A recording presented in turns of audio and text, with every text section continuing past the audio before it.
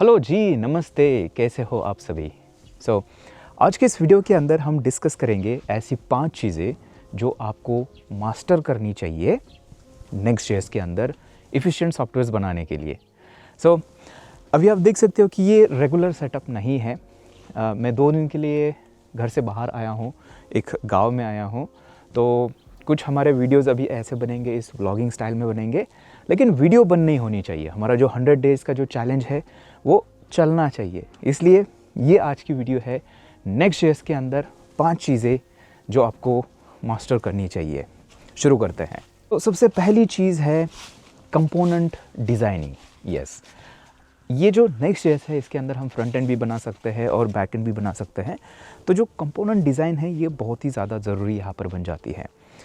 हमें पता है कि नेक्स्ट.जेएस 13 के अंदर जो ऐप राउटर है वो इंट्रोड्यूस हुआ था।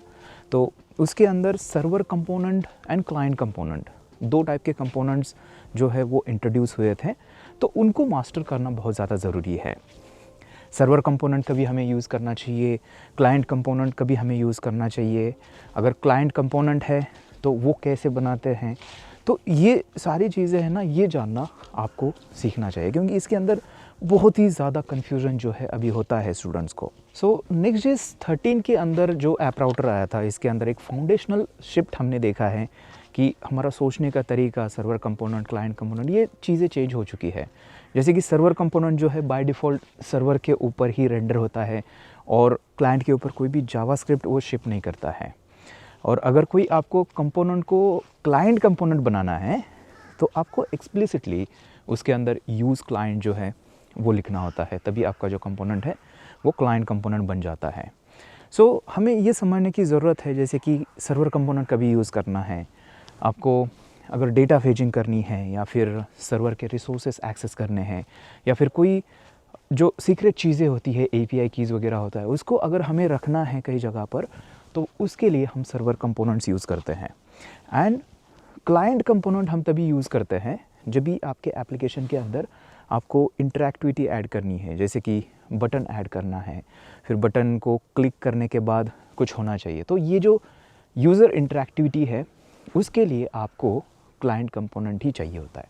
तो ये समझना बहुत ज़्यादा ज़रूरी है। इसका ना मैं आपको एक क्विक एग्जांपल देता हूँ। समझ लेते हैं कि कोई ब्लॉग एप्लीकेशन है और ब्लॉग एप्लीकेशन के अंदर बहुत सारी ब्लॉग पोस्ट होती है।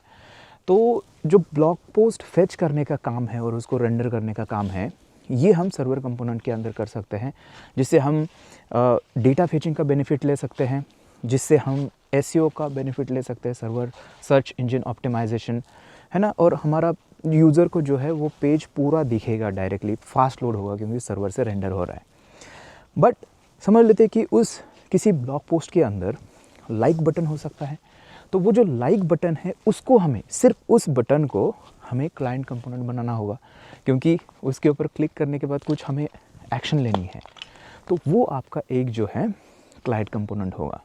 तो यहाँ पे ये जो रेशियो है समझना बहुत ज़्यादा ज़रूरी है कि कौन से सर्वर कंपोनेंट्स होने चाहिए और कौन से क्लाइंट कंपोनेंट्स होने चाहिए।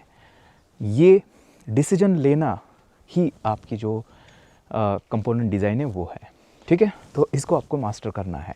इसके बाद जो नेक्स्ट वाली चीज़ है वो है पार्शियल प्री रेंडरिंग। इसको आपको मास्टर करना चाहिए। पार्शियल प्री रेंडरिंग के अंदर क्या होता है, बेसिकली ये एक कॉम्बिनेशन है स्टैटिक रेंडरिंग और डायनामिक रेंडरिंग दोनों का।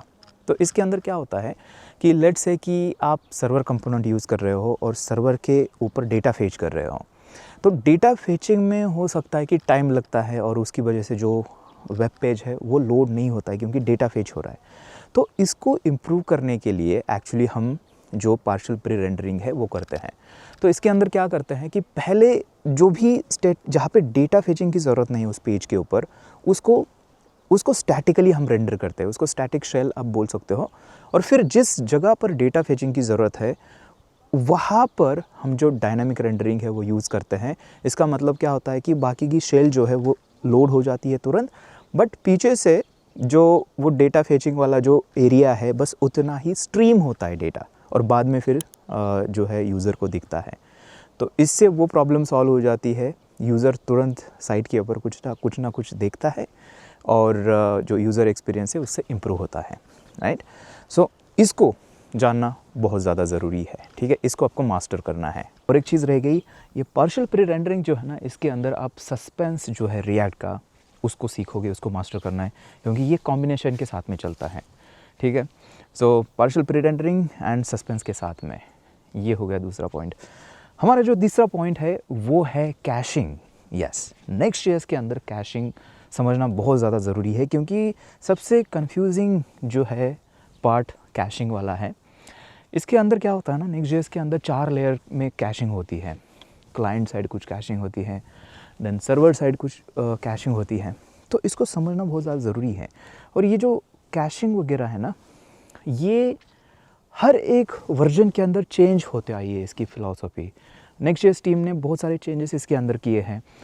पहले बाय डिफ़ॉल्ट कैशिंग होती थी सारी चीज़ें, उसके बाद जो है हमारे ऊपर, डेवलपर के ऊपर वो डिसीजन छोड़ी कि आपको जो कैश करना है उसको कैश करिए, राइट। तो इसको समझना बहुत ज़्यादा ज़रूरी है। और बाय द वे, अगर आप चाहते हो कि मैं उसके ऊपर एक डेडिकेटेड वीडियो बनाऊँ कैशिंग के ऊपर, तो मुझे कमेंट करके ज़रूर बताइए, तो मैं आपके लिए वो वीडियो लेके आऊँगा, ठीक है। सो कैशिंग ज़रूरी है, मास्टर करना है। सो हमारी चौथी चीज़ जो है वो है स्टेट मैनेजमेंट। अब स्टेट मैनेजमेंट बहुत ज़्यादा ज़रूरी होता है, ये हम सभी को पता है।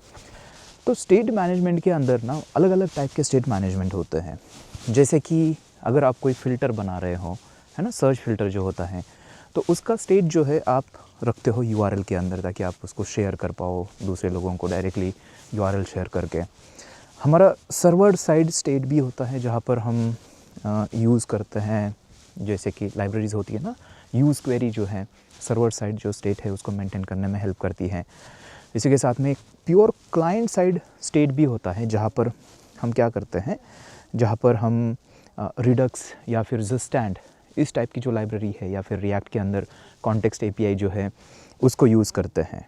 और इसी के साथ में ना हम फॉर्म स्टेट भी है, अगर आप सर्वर एक्शंस यूज़ करते हो नेक्स्ट.जेएस के अंदर, तो फॉर्म स्टेट नाम से एक कॉन्सेप्ट होती है, तो वो भी आपको समझना ज़रूरी है। तो इस टाइप के, मतलब 4 टाइप के जो स्टेट मैनेजमेंट है वो इसके अंदर होते हैं। सबसे इम्पोर्टेंट ये है कि इसका फ़र्क हमें जानना है, और कौन सा कभी यूज़ करना है हमें, इसके बारे में सीखना ये ज़रूरी बन जाता है। ओके, सो ये हुआ हमारा स्टेट मैनेजमेंट। उसके बाद हमारा लास्ट वाला पॉइंट है वो है डेटा फेचिंग। अब इसके बारे में हमने थोड़ा सा डिस्कस किया है हमारे पहले पॉइंट के अंदर। तो थोड़ा सोचिए ना कि किसी भी एप्लीकेशन के अंदर डेटा सब चीज़ होती है, राइट। डेटा हमें स्टोर करने की ज़रूरत होती है, डेटा हमें फेच करने की ज़रूरत होती है एप्लीकेशन के अंदर। तो डेटा फेचिंग की अलग अलग टेक्निक्स सीखना, ये यहाँ पे इम्पोर्टेंट बन जाता है। जैसे कि सर्वर कंपोनेंट के अंदर हम एसिंक अवेट यूज़ करके डेटा फेच कर सकते हैं। इसी के साथ में जो पार्शियल प्री रेंडरिंग है, उसकी मदद से भी हम जो डेटा है उसको स्ट्रीम कर सकते हैं। तो डेटा स्ट्रीमिंग यहाँ पर आ गई, राइट। हम क्लाइंट साइड भी डेटा फेच कर सकते हैं, जहाँ पे हम यूज़ क्वेरीज़ वगैरह जो है, टाइमस्टैक क्वेरीज़, उसको यूज़ कर सकते हैं। तो ये जो डेटा फेचिंग है ना, इसको मास्टर करना बहुत ज़्यादा ज़रूरी बन जाता है। डेटा फेचिंग के साथ में और एक चीज़ होती है जिसको हम बोलते हैं म्यूटेशंस।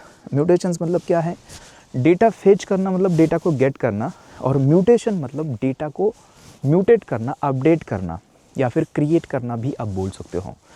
तो नेक्स्ट.जेएस के अंदर कौन सी टेक्निक्स है डेटा को म्यूटेट करने के लिए? सर्वर एक्शंस है, एपीआई राउट्स है।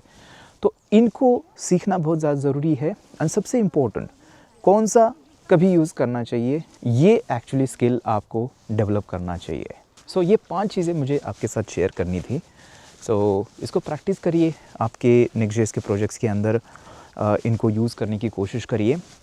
और मतलब घूम फिर के आप देखिए, यही चीज़ें आपके प्रोजेक्ट्स के अंदर यूज़ हो रही होती है, जो 5 चीज़ें हमने डिस्कस की हैं। तो इसको अगर आप मास्टर करते हो तो बहुत ही इफ़ेक्टिव और एफिशिएंट नेक्स्ट.जेएस के अंदर एप्लीकेशंस आप बना सकते हो। अब रिसेंटली नेक्स्ट.जेएस 16 रिलीज़ हुआ है, एंड उसके अंदर बहुत सारे नए नए फीचर्स जो है वो इंट्रोड्यूस हुए हैं। सो उसके अंदर एक फ़ीचर है कैशे कंपोनेंट्स, और इस फीचर ने नेक्स्ट.जेएस की गेम चेंज कर रखी है। सो उसके बारे में अगर आपको देखना है तो नेक्स्ट वाला ये वीडियो आप देखिए। Happy coding.